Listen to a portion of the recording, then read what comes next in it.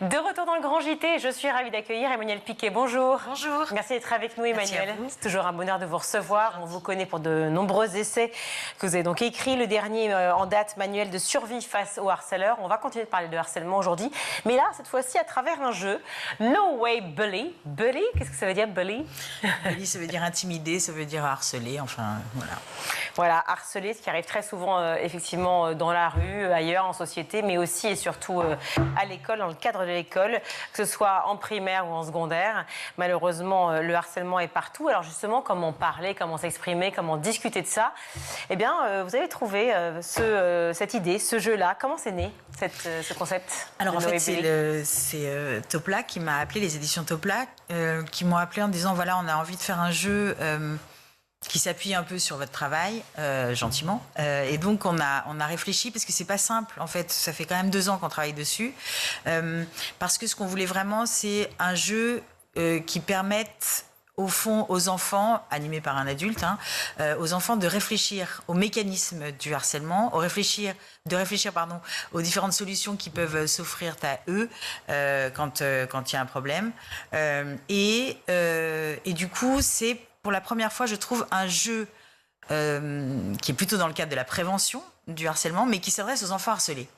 Parce que l'institution, comme vous le savez, s'intéresse beaucoup aux enfants harceleurs, en essayant de générer de l'empathie, de les préoccuper, de faire en sorte qu'ils prennent conscience du mal qu'ils font. Mais assez peu, en fait, on s'adresse assez peu aux enfants harcelés. Donc ce jeu, vraiment, il permet à des enfants qui, peut-être un jour, subiront ce genre de choses, d'avoir plusieurs solutions à leur disposition et de pouvoir en discuter, en fait, pendant ce jeu. J'ai pensé surtout à ceux qui ne parlent pas encore, en fait, parce que c'est surtout ça la problématique, l'omerta, le silence, la paralysie face à une discussion éventuelle, notamment face à ceux qu'on aime. C'est difficile d'en parler en famille, encore plus peut-être. C'est absolument difficile d'en parler en famille, donc le chiffre est assez glaçant. 60% des enfants harcelés ne parlent pas de leur situation de harcèlement à un adulte, au moment des faits. Ça ne veut pas dire qu'ils n'en parlent pas après, mais au moment des faits, ils sont 60% à ne pas en parler, ce qui est énorme. Ça veut dire qu'on a vraiment échoué, de mon point de vue, en tant que communauté adulte. Alors pourquoi ils n'en parlent pas à leurs parents? Pour 2 raisons. La première, c'est qu'ils veulent les protéger, parce qu'ils savent que c'est une population de jeunes parents qui est très inquiète sur ce sujet-là, ce qui n'était pas du tout le cas des parents auparavant. Moi, ma mère ne m'a jamais demandé comment ça se passait avec les autres à l'école, c'était pas un sujet. Aujourd'hui, c'est vraiment un sujet très prégnant, en fait. Et pourtant, on pense que justement parce qu'on en parle, on va prévenir, on va trouver une solution, on va aider nos enfants à parler. Et en fait, pas forcément. Bien sûr, oui, l'intention est tout à fait louable, mais la plupart du temps, ils sentent également, dans notre questionnement un peu fébrile, ils ont raison. Voilà, ils ont raison, que en effet, ça va nous faire de la peine. Et c'est une génération d'enfants qui protège beaucoup ses parents. Mais la deuxième raison pour laquelle ils n'en parlent pas, globalement, c'est qu'ils ont très peur de ce que les parents vont faire de cette information. Mus en effet par leur angoisse et par leur amour, le risque c'est qu'en effet, ils mettent en place des choses tout à fait logiques et tout à fait bien intentionnées, mais souvent aggravantes. Aggravante effectivement d'une situation. Déjà, l'idée d'en parler, peut-être par le biais d'un jeu, effectivement, est très louable, évidemment. No Way Bully, un jeu donc de cartes qui... permet la discussion, qui ouvre. Donc on peut imaginer effectivement que ces enfants qui sont dans une situation plutôt de silence, en tout cas qui se murent dans quelque chose, voilà, puissent se dire ça peut déclencher une discussion, déclencher une envie de parler. Oui, et puis surtout je crois que ce que ça va laisser avoir à ces enfants-là, potentiellement, c'est qu'il existe différentes solutions. Les solutions donc préconisées globalement par la raison et voilà et le bon sens, mais qui souvent sont improductives, et puis d'autres solutions qui sont plus inattendues, qui sont plus de l'ordre de comment est-ce que je vais chercher dans mes ressources à moi pour finalement rééquilibrer cette interaction qui est très asymétrique, très complémentaire. Comment en effet je peux, par certains aspects, reprendre le contrôle de cette relation dysfonctionnelle. Donc, dans les propositions qui sont faites aux enfants à partir de situations bien réelles, il y en a de toute nature, en fait. Et l'idée, c'est de se dire, tiens, en quoi, par exemple, voilà, si une des solutions possibles, c'est d'aller en parler à ses parents pour qu'ils en parlent aux parents de l'enfant harceleur, est-ce que c'est une bonne idée ou si oui, pourquoi? Parce que c'est d'une certaine façon une bonne idée. Quels sont les risques également? Mais d'un autre côté, autre possibilité, qu'est-ce qui se passe si en effet je réponds quelque chose de façon un peu humoristique, en faisant preuve de beaucoup d'autodérision, pour finalement faire tomber de son piédestal l'enfant harceleur. Et du coup, je trouve que ça donne ça ouvre des portes en fait, des portes qui jusque-là étaient fermées, puisque la plupart du temps, ce qu'on dit aux enfants harcelés pour l'instant, c'est t'occupes de rien, en fait, les adultes vont s'en occuper à ta place. Ce qui, encore une fois, est très gentil et très louable, voilà, au niveau de l'intention, mais ce qui souvent les met encore plus dans cette situation de fragilité dont on parlait juste avant. Et donc vous ouvrez une porte justement à la répartie, se dire à un moment il faut pouvoir avoir du répondant face à ces harceleurs. Et c'est grâce à ce jeu, je peux me permettre? Bien sûr, bien sûr. Alors si je pioche une carte, la première qui vient, voilà, donc on a cette fameuse carte face à nous. Une fille n'arrête pas de me demander si j'ai une salle de bain chez moi pour me laver. Effectivement, ça paraît quand même un peu suspect, mais pas forcément pour tout le monde, ou presque, en tout cas, que répondre. Plusieurs options.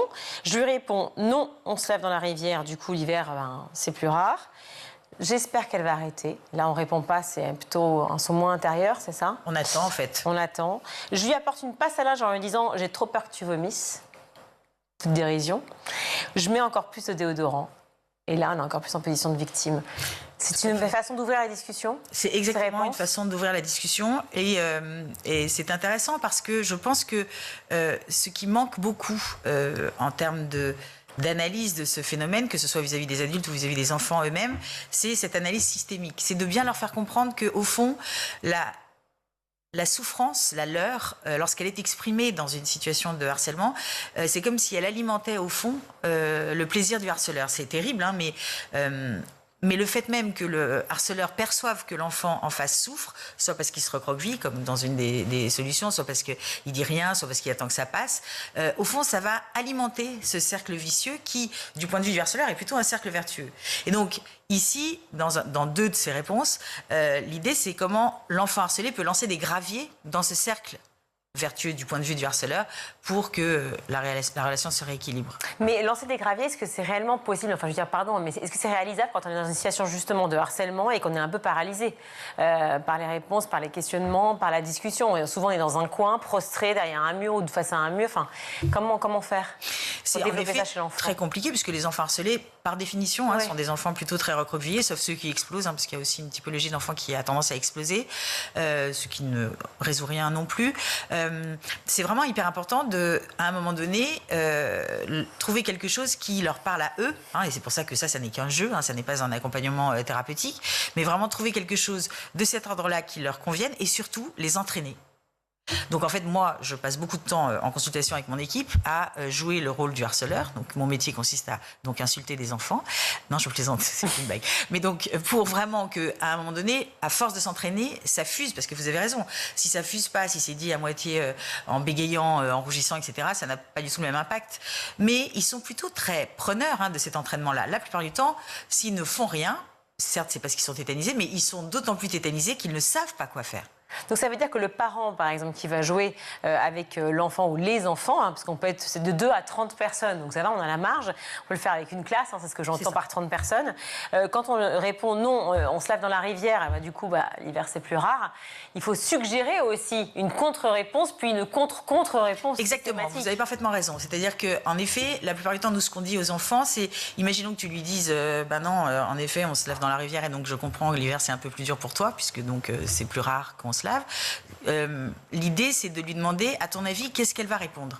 Et la plupart du temps, les enfants harcelés, ils sont très compétents. C'est-à-dire qu'ils sont aux aguets, ils sont très observateurs, ils savent exactement quelles sont les contraintes, les enjeux liés à ce fléau.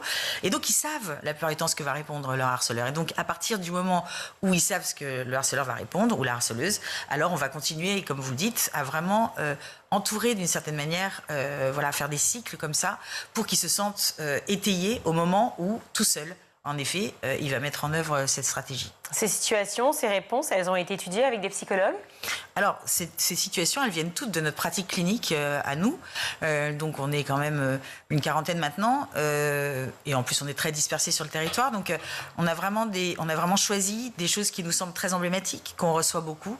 Et on les a un peu classés par des thématiques, harcèlement physique, harcèlement psychologique. Il y a des cartes qui sont que pour le collège et le lycée, pour pas que ça se mélange avec le primaire. Et surtout, il y a un livret vraiment pour l'animateur, notamment en classe, parce que je pense que c'est vraiment un jeu qu'on peut utiliser en classe ou à d'autres moments, je pense aux CPE et aux assistants d'éducation, pour vraiment animer ce jeu de la façon la plus pédagogique possible, et surtout éviter, parce que ça c'était un point très important, que des les enfants, pris un peu dans le jeu, commencent à parler de leur propre cas. Parce que je ne crois pas qu'il s'agisse de parler de son propre cas devant tout le monde.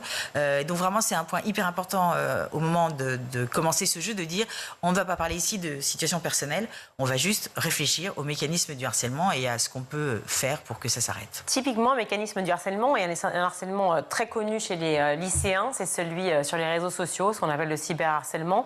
Et là, avec une carte rouge, j'imagine c'est celle-ci qui est utilisée pour collège-lycée. Sur un groupe WhatsApp où je suis, certaines filles me disent que je suis gênante dès que je dis quelque chose. Plusieurs propositions, évidemment, dont une qui m'interpelle. J'écris, il va falloir vous trouver quelqu'un d'autre de gênant. Je suis trop désolée pour vous et je quitte le groupe pour avoir prévenu ceux du groupe que j'aime bien. Il y a tous les codes, finalement, de vocabulaire, de façon de parler, effectivement, des lycéens. Et il y a aussi cette idée de prendre le pouvoir sur une situation qu'a priori on ne maîtrise pas. Oui, c'est-à-dire que je pense que savoir gérer des comportements problématiques dans la vie, c'est quand même une compétence tout à fait intéressante. Parce que, évidemment, c'est pas parce que la dernière sonnerie du lycée retentit que les comportements harcelants ou problématiques s'arrêtent. Et donc, on a vraiment essayé de trouver des situations extrêmement concrètes et extrêmement, je le redis, emblématiques de ce qui se passe dans les cours, en essayant de s'adapter le plus possible à leur code. Puisque, comme je l'ai déjà dit ici, comme je vous l'ai déjà dit, je trouve que vraiment notre posture d'adulte, pour qu'en effet ces 60% d'enfants qui n'en parlent pas diminuent, notre posture d'adulte, c'est vraiment d'être accroupi à côté d'eux et d'exactement comprendre ce qui se passe pour eux. Et de ne pas regarder ça un peu comme si on était un drone avec ce qui se passe pour eux et finalement pour nous, parce que quelque part, on est complètement à côté de la plaque le plus souvent possible. Vous venez de le dire, il y a ce qui se passe la semaine à l'école, enfin au collège, au lycée, et puis le week-end, quand on est en dehors du système, mais malheureusement les réseaux sociaux continuent pour ceux qui ont un portable. Je prends des captures d'écran, des messages insultants que je signale à WhatsApp. À faire ou pas faire? Mais je trouve que tout est intéressant. Je pense que c'est tout à fait intéressant, par exemple, d'alerter e-enfance, qui est quand même vraiment une équipe tout à fait remarquable en termes de réactivité par rapport à tout ce qui se passe en termes de violence sur les réseaux sociaux. Mais je pense qu'il y a d'autres façons de faire, et pourquoi pas en parallèle, faire les deux, qui sont, comme celle que vous avez dite, décider de quitter le groupe pour reprendre un peu le contrôle de la situation. Et donc vous mettez des pouces, tous en groupe. Est-ce que c'est bien, est-ce que c'est pas bien, est-ce que c'est mal de répondre ça ou pas? Et ça suggère encore d'autres discussions. Le but, vous l'avez compris, c'est de parler finalement tous ensemble de ces situations. Merci beaucoup, Emmanuelle Piquet, d'être venue sur le plateau. Je rappelle donc No Way Bully, un jeu qui vient de sortir sur le harcèlement et qui fait office surtout de discussion entre jeunes et moins jeunes, mais même entre nous, je pense entre adultes. Il y a beaucoup trop de harcèlement aussi entre adultes. Merci à vous d'être venus sur le plateau. Merci beaucoup. On va tout de suite retrouver la chronique d'Esther.